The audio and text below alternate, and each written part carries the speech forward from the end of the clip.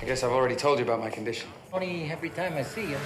You don't remember where you've been or what you've just done. I can't make new memories. Everything just fades. What's the last thing you do remember? My wife, That's sweet. dying. Hello, everyone. Welcome to our Losers Review. We are reviewing Memento today. Yes. It did not just come out. In fact, it came out in the year 2000, maybe before you were born. It's that old? Yeah. Oh, it is dang. that old. Wow.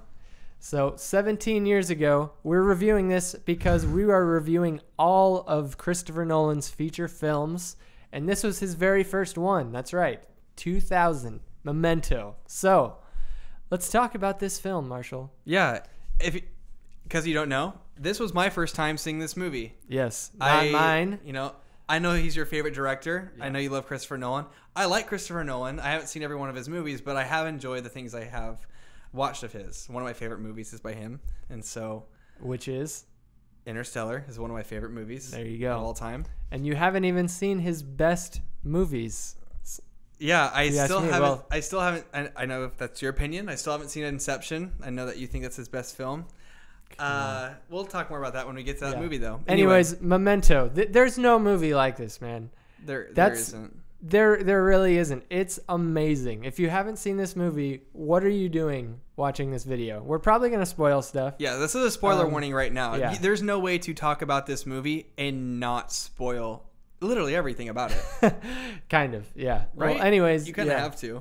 The reason there's no movie like this, the reason I say that is because of its structure. Mm-hmm. Here's the timeline. Like I showed you before we watched it. I've seen this movie many times, so I've gotten to thinking about it, coming up with different theories because they don't just lay out the truth at the end. No. There's so much more story. They honestly could make a sequel. Yeah, I still don't know what happened.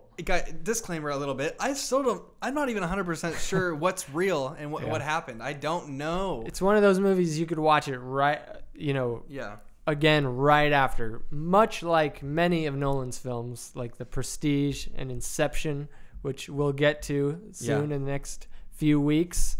But this film is not your basic linear structure. Say this is the end of the movie. This is the beginning.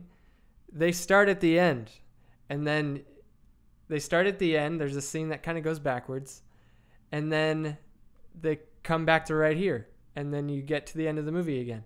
And then they come back more. And then they go forward to the beginning of that scene. And then back, and then back. And then all the while, there's another timeline of events taking place before, the start of the movie that are in between all those scenes, and it meets at the ending of the film, which is actually the beginning of the story. And the structure of this movie, like, I don't know, I can't say for you, but for me, I mean, it was good, but it was so painful and frustrating. I just wanted to have closure. I wanted to be able to piece some things together.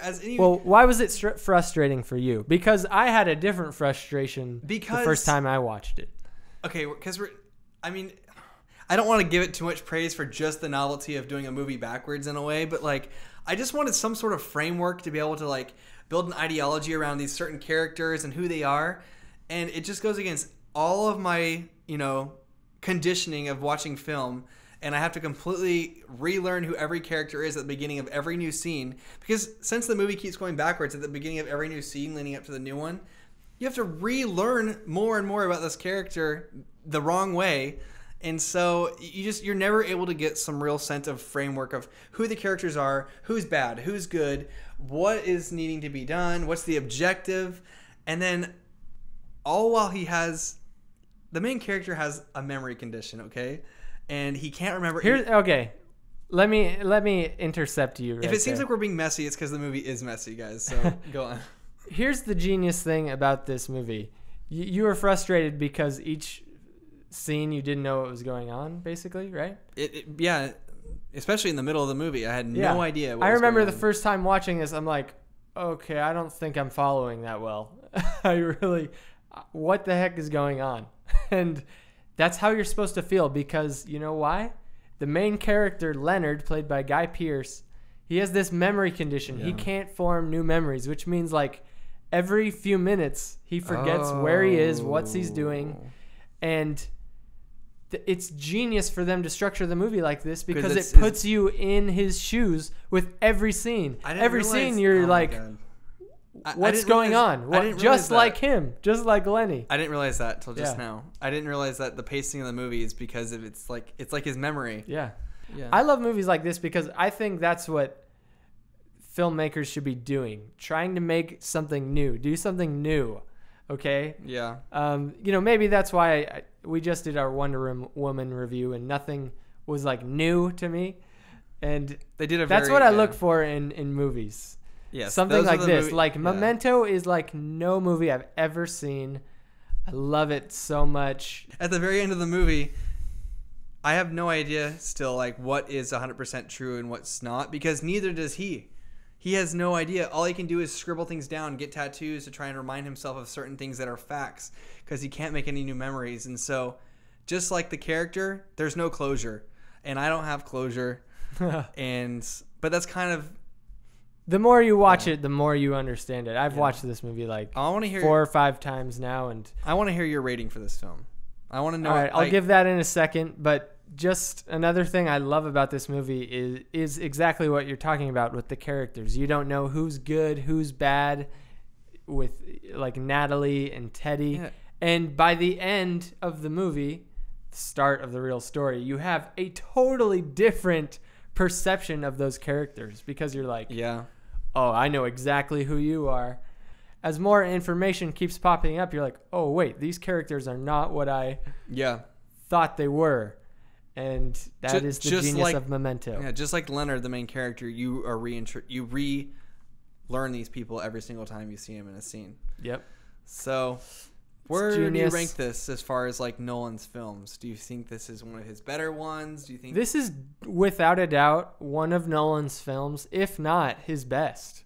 I can truly say that. It was the lowest budget film, which has a big reason of why it's so good. I think Nolan's bigger budget films, some of the story lines can kind of get plot hole heavy a little bit. I mean, when a movie has a lower budget, you have to rely a lot more on your writing and your script because you don't have all the shiny toys and trinkets. You have to make the writing work. So a lot of people say this is their favorite Nolan film, and I can totally understand that. It's one of my favorite movies of all time. I could see it's one of their favorite Nolan films. You haven't seen Inception, you crazy nerf herder, but that's if you didn't know, Inception's like my favorite movie of all time. Yeah. It's so good. So I would The Dark Knight is so good though. So I'd probably rank this, I'd go Inception, The Dark Knight, and then maybe Memento or Batman Begins, because when Batman's in a movie, it changes things for me. So, I mean, honestly, looking for flaws in this movie, I really can't name any. This film is such a masterpiece to me.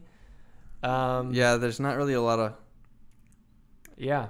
Well, the thing is, they maximize... They have like 4 elements in the movie, like 4 characters really, and they maximize everything out of those things. So there's really not a lot to nitpick at. Everyone was really good. All pretty much 4 scenes and 4 settings that it's filmed at are really good.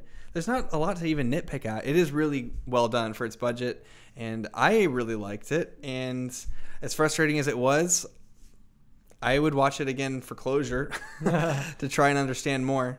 Yeah, you definitely have to follow it the whole way. I think the writing, like to me, it's not in the It's very good. I think it's one of his better ones. Like I think it's better than Prestige, and I think it's better than the Dark Knight series writing wise. I don't think it's as dense as Interstellar is. I think Interstellar has a little more to offer. What do you mean by that? I just think there's more than one theme going on in Interstellar that. You're thinking about more than one theme in the whole thing, and this one really capitalizes heavily on the one. And I'm not saying at all it's a one-trick pony. It's an amazing film. I just think that Interstellar has more, there's more to grab at. I have more to think about.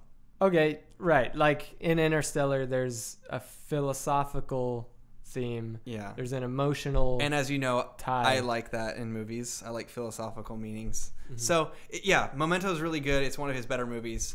And I'm excited to watch it again someday. Yeah.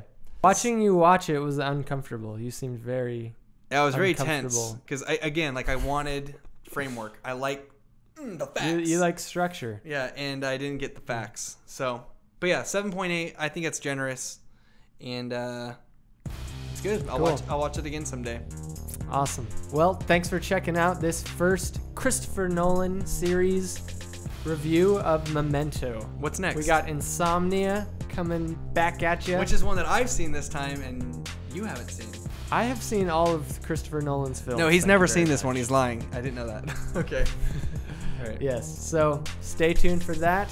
Subscribe to The Losers, and we'll see you next time. See you later.